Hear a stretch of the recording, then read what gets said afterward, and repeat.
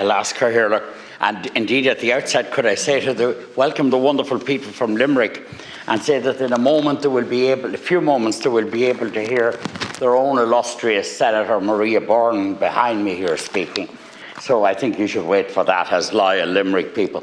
Might I at the outset welcome the Minister and acknowledge his proactivity in all these areas and how close to the farming community he is and really committed to all this. In fact, in a moment of great intergovernmental solidarity, Senator Lombard conceded that the Minister is not actually responsible for the bad weather, and I'm prepared to go with Senator Lombard on that. So that's a huge concession to intergovernmental solidarity. Now, can I also congratulate Senator Lombard on what I think was one of the best speeches delivered in this House for a long time, both in terms of content, passion and understanding of the issues.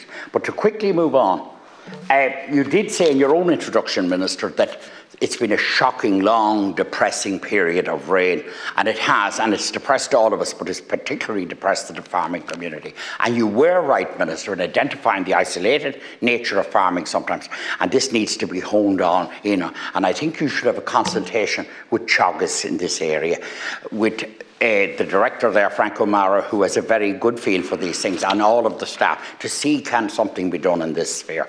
I want to move on, Minister, to say that I'm delighted that my two local cooperatives, Tearlawn and Lakeland Dairies, have paid a hardship bonus on the March milk checks, and I hope that other co-ops will similarly follow. And by way of acknowledgement, I had one other acknowledgement at the outset. I want to acknowledge my good neighbour and friend, former chair of the Environmental Committee of IFA nationally, Thomas Cooney, for the many good conversations I've had with him on this issue and potential solutions to it.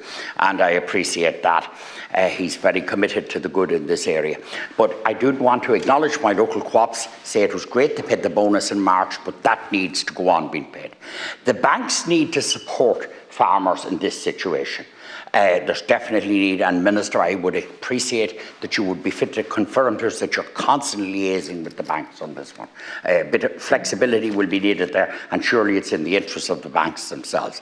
Co-ops themselves, and I alluded to that a moment ago, but co-ops will have to be understanding in terms of credit rating. There is a sector, Minister, giving assistance to farmers here, and it's the small shops, the small merchants.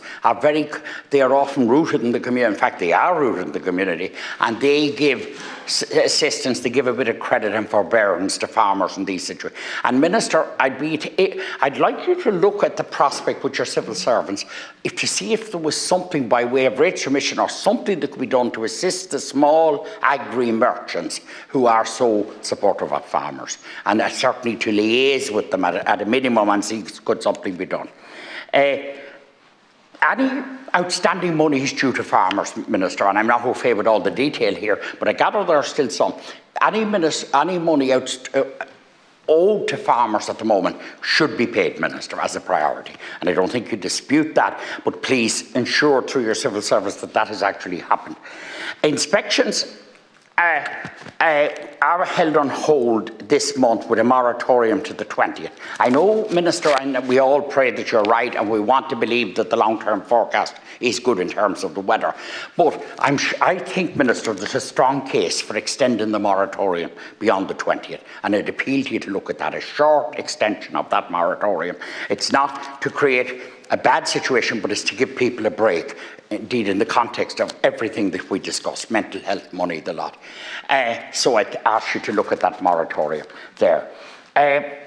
Mr. Gorman, Francis Gorman, the President of the IFA, put it very well when he said the tillage farmers, Minister, in this country collectively constitute the population of Cashel and Middleton. And imagine if the population of Cashel and Middleton were hit with a crisis, how we'd all be in an uproar. And so the tillage sector needs support. I acknowledge the €100 per acre, the €100 per hectare, the €40 per acre that you've done, and that's good, and it's a sign that you're proactive here. But like colleagues, Minister, I have to say to you, please go back to Cabinet on this one. I think that there is a case for this being increased. So I'd be calling and asking you to please look at increasing that €100 per hectare. I think there's a real need out there, Minister. I thought it was so graphically described by my colleague, Senator Lombard, what's at issue here, and please do look at it. The payment of the TAMS payments needs to be fast forwarded, Minister. There's so much, the TAMS are so important in terms of agricultural infrastructure, looking after the animals, slurry spreading, all fodder transport, improved slurry spreading methods. So, Minister, if we could fast forward the payment of TAMS, it would be very, very helpful. So I basically said I dedicate my speech to some practical suggestions, given the shortness of the time, rather than a graphic description of the weather, which we're too tragically aware of. Thank you.